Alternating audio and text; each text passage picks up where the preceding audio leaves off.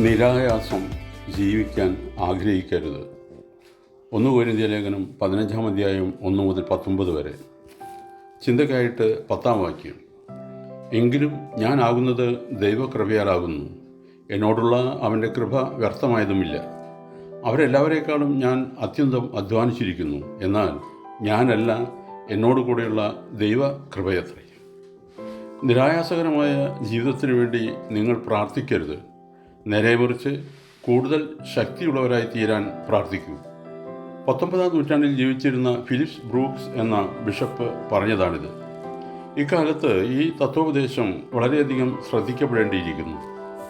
ലാഘവമേറിയ ജീവിതമാണ് എല്ലാവരും ഇഷ്ടപ്പെടുക, പ്രത്യേകിച്ച് വളരുന്ന തലമുറ. ജീവിതം നിരാശാകരമാക്കി തീർക്കാനുള്ള മാർഗം ആരായുന്ന ആധുനിക മനുഷ്യൻ കണ്ടെത്താറുള്ള ഉപാധികൾ അവനെ മോഹഭംഗത്തിലെത്തിക്കുവാൻ മാത്രമേ ഉപകരിക്കുന്നുള്ളൂ. നിരായാസകരമായി ജീവിക്കാൻ മോഹിക്കുന്ന പുത്തൻ തലമുറക്കാർ അതിന് സഹായമായ നൂതന വ്യവസ്ഥിതി ഉണ്ടാകണമെന്ന് മുറവിളി കൂട്ടുന്നു. പഠിച്ചില്ലെങ്കിലും പരീക്ഷ എഴുതിയില്ലെങ്കിലും ജയിക്കണം, ബിരുദം നേടണം, ഉദ്യോഗം ലഭിക്കണം, ബുദ്ധിമുട്ടാൻ തയ്യാറില്ല.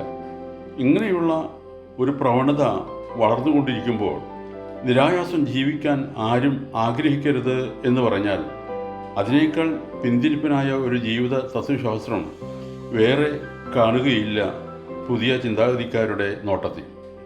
എന്നാൽ നിരായാസം ജീവിക്കുകയും പുതിയ തലമുറക്കാരെ നിരായാസം ജീവിക്കാൻ അനുവദിക്കുകയും ചെയ്യുന്നതിൻ്റെ ദോഷവ്യാപ്തി വിശദീകരിക്കാൻ doctor Vincent peel guide post എന്ന മാസികയിൽ ഉദ്ധരിച്ചിരിക്കുന്ന ഉദാഹരണം ശ്രദ്ധിക്കുക. അമേരിക്കൻ ഐക്യനാടുകളുടെ വടക്ക് കിഴക്കേ തീരത്ത് മെയിൻ എന്ന പ്രദേശത്തുള്ള ഒരു ഉൾക്കടലിൽ കാണാറുള്ള സീഗൾ പക്ഷികൾ, അതായത് കടൽ പാത്തകൾ, അവയുടെ കഥയാണിത്. കടും തൂക്കായ പാറക്കെട്ടുകളുള്ള ആ പ്രദേശത്ത് അതീവ സൗന്ദര്യമുള്ള ആ പക്ഷി പ്രകൃതിയോട് മല്ലിട്ട് ജീവിക്കുകയും അതിൻ്റെ പിൻതലമുറക്കാരെ അങ്ങനെ തന്നെ ജീവിക്കാൻ പഠിപ്പിക്കുകയും ചെയ്യുന്നു. പ്രകൃതിയുടെ പ്രതികൂല ശക്തികളെ അതിജീവിക്കാനും വളരെ ബുദ്ധിമുട്ടി ഇര തേടാനുമുള്ള പരിശീലനം ചെറുപ്പത്തിലെ കിട്ടുന്നത് കൊണ്ട് എപ്പോഴും നല്ല ചുറുചുറുക്കോടെ മാത്രമേ ഈ പക്ഷിയെ കാണാൻ കഴിയൂ. മഞ്ഞുകാലത്ത് ഈ കടൽപ്പാത്ത ഭക്ഷണം തേടി ഫ്ലോറിഡയിലേക്ക് പോകുക പതിവാണ്.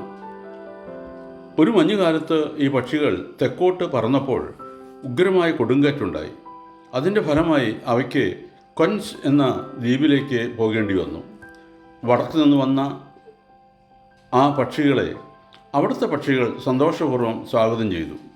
എന്നാൽ അവ ഇര തേടാൻ പോകാതെ അലസമായിരിക്കുന്നത് കണ്ടപ്പോൾ വടക്കു നിന്നും വന്ന അതിഥികൾക്ക് അത്ഭുതം തോന്നി.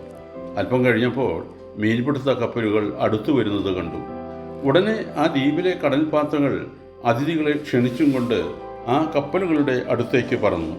മീൻപിടുത്തക്കാർ വലിച്ചെറിയുന്ന മീനിൻ്റെ അവശിഷ്ടങ്ങളും അവർക്ക് വേണ്ടാതെ കളയുന്ന ചില ചെറു മത്സ്യങ്ങളും ആ പക്ഷികൾ കൊക്കിനുള്ളിലാക്കി.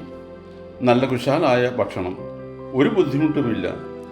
വടക്കു നിന്ന പക്ഷികൾക്ക് സന്തോഷമായി. അവ അധ്വാനിക്കാതെ ഇഷ്ടം പോലെ തിന്നു കനത്തു.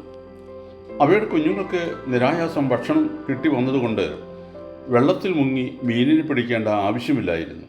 അതുകൊണ്ട് അതിനുള്ള കൗശലം വശമാക്കാൻ അവയ്ക്ക് കഴിഞ്ഞില്ല. കുറേ നാൾ കഴിഞ്ഞപ്പോൾ ആ മീൻപിടുത്തക്കാർ കൂടുതൽ മീൻ കിട്ടുന്ന സ്ഥലത്തേക്ക് പോയപ്പോഴാണ് കാര്യം കുഴപ്പത്തിലായത്. ഇനിയും വെറുതെ ഇരുന്നാൽ പട്ടിണി കിടക്കേണ്ടി വരുമെന്നായി. പക്ഷേ അവരുടെ കുഞ്ഞുങ്ങൾക്ക് ഇര പിടിക്കാൻ അറിഞ്ഞുകൂടായിരുന്നു. അവ വിശന്ന് വലഞ്ഞു ചത്തടിഞ്ഞു. ഈ കടൽപ്പാത്തകളുടെ അനുഭവം നമുക്കും ഒരു പാഠമായി തീരേണ്ടതാണെന്ന് അദ്ദേഹം പറയുന്നു. ബുദ്ധിമുട്ടിയും അധ്വാനിച്ചും ജീവിക്കാനുള്ള പരിശീലനം വളർന്നു വരുന്ന തലമുറയ്ക്ക് കൂടിയേ തീരും. ഓർക്കണമേ, വേദനയും അധ്വാനവും കൂടാതെ വിലപ്പെട്ടതൊന്നും നേടാനാവില്ല. ഫിലിപ്പിയർ ലേഖനം 2:16. അങ്ങനെ ഞാൻ ഓടിയതും അധ്വാനിച്ചതും വെറുതെയായില്ല എന്ന് ക്രിസ്തുവിൻ്റെ നാളിൽ എനിക്ക് പ്രശംസയുണ്ടാകും. ദൈവം അനുഗ്രഹിക്കട്ടെ. പ്രാർത്ഥനയോടെ കർത്തൃശുശ്രൂഷയിൽ എളിയ ദാസൻ.